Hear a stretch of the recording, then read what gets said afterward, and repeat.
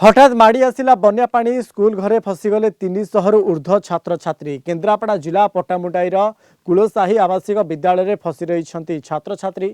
ब्राह्मणी नदी में हठात बन्या पानी आसिबा कारण विद्यालय चारिपटे पानी माड़ी जाइथिला। फसीथिबा छात्र छात्री उद्धार पई गाँ लोके चेष्टा जारी रखिछन्ति।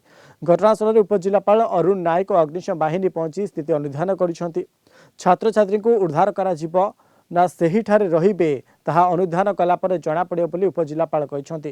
तेबे विद्यालय रे छात्र छात्री मानक पई समस्त प्रकार सुविधा सह खाद्य पानीय मौजूद अछि बोली शिक्षक कहिसंति।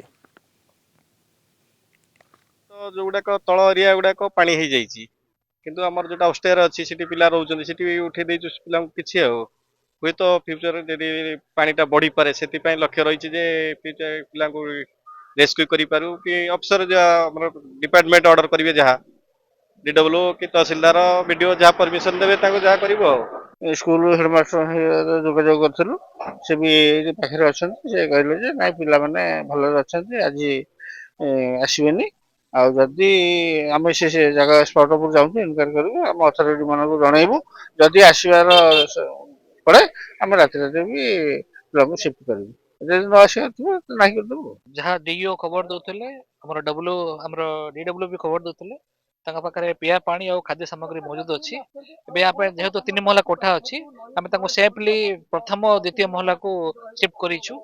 पानी तो ये स्टेबल अच्छी पानी तो ये बढ़ुनी आम पानी बढ़ा देखिए डिसीजन नब जेहतु नदी सुओ अच्छी इमिडिएटली आने सेफ हम मुझे सिचुएशन को स्टॉक करने निजे जाऊे स्कूल को टिके सेठू आसला मुझे किसी